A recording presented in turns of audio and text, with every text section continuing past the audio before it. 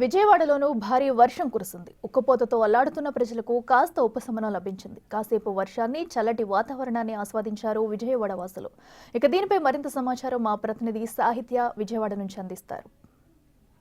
బెజవాడ బగబగ భానుడి ప్రతాపం చూపించే ఎండాకాలంలో ఈ వేసవి కాలంలో అయితే గనక ఎండలే కాదు వానలు కూడా ప్రజలందరినీ కూడా మైమర్పిస్తుందని చెప్పొచ్చు. వావ్ అనేలాగా విజయవాడలో వర్షం కురుస్తోంది. ఇవాళ మనం చూడొచ్చు, క్లైమేట్ చాలా కూల్గా మారిపోయింది. నిజంగా వర్షం పడుతుంది అని కూడా ఎవరు ఎక్స్పెక్ట్ చేయలేదు.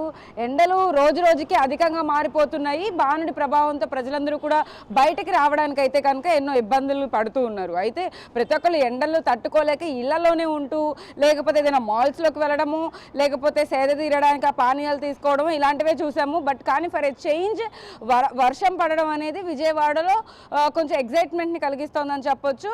కాస్త వర్షం పడినంతసేపు కూడా ఇందాక కొద్దిగానే ఏదైతే చినుకులు తుప్పరలాగా పడింది, ఇప్పుడు కొద్దిగా వర్షం అనేది ఇంకొంచెం అధికంగా పడుతోంది. ఈ చల్లటి వాతావరణంలో ఇప్పుడు అంటే ఎండలు వస్తున్న నేపథ్యంలో అయితే కనుక ఇవాళ ఈ కొద్దిపాటి వర్షంతో అందరూ కాస్త ఉపశమనాన్ని తీసుకుంటున్నారని చెప్పొచ్చు. అయితే మార్చ్ ఎండింగ్లో నుంచే మనకి ఎండలు బాగా స్టార్ట్ అయ్యాయి.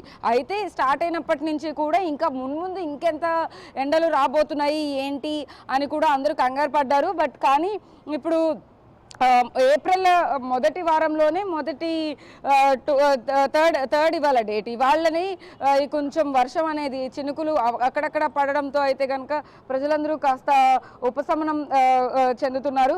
అయితే ఈ వర్షం పడడం వల్ల అందరూ కూడా ఇప్పుడు ఈ ఎండలకి తట్టుకోలేక ఎవరైతే బయటికి రాలేకపోతున్నారో అందరూ బయటకు వచ్చి వర్షాన్ని ఎంజాయ్ చేస్తున్నారు. నిజంగా ఈ వర్షం మళ్ళీ రాదు కాబట్టి ఇంకా ఫ్యూచర్లో ఏప్రిల్ కానీ మే జూన్ నెలల్లో కూడా ఇంకా ఎండలు ఎక్కువగా పెరిగే అవకాశం ఎంతైనా ఉంది. కాబట్టి ఇప్పుడు వచ్చే ఈ చిన్నపాటి ఈ చినుకులో ఈ వర్షంతో అయితే కనుక జనాలందరూ కూడా ఎంజాయ్ చేస్తున్నారని చెప్పొచ్చు. ఈ వర్షాన్ని ఇంకా ఎంతసేపు ఉన్నప్పటికీ కూడా ఒకవైపు భానుడు, ఇంకొక వైపు వర్షం అయితే విజయవాడ ప్రజలందరినీ కూడా మైమర్పిస్తోంది.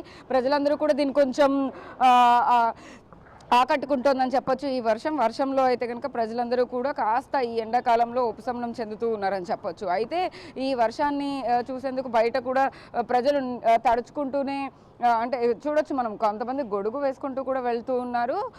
ఎండాకాలంలో కూడా ఉపయోగిస్తూ ఉంటారు గొడుగులు, అదేవిధంగా ఎండాకాలంలో ఉపయోగించుకునే గొడుగే వానకు కూడా ఉపయోగపడుతుందని చెప్పొచ్చు. అయితే ఈ వర్షాన్ని మొత్తం మీద అందరూ చాలా పాజిటివ్గా తీసుకుంటూ ఉన్నారు. వాతావరణంలో ఈ కొద్దిపాటి చేంజ్ని అయితే కనుక బెజవాడ వాసులందరూ కూడా చాలా ఎంజాయ్ చేస్తున్నారు.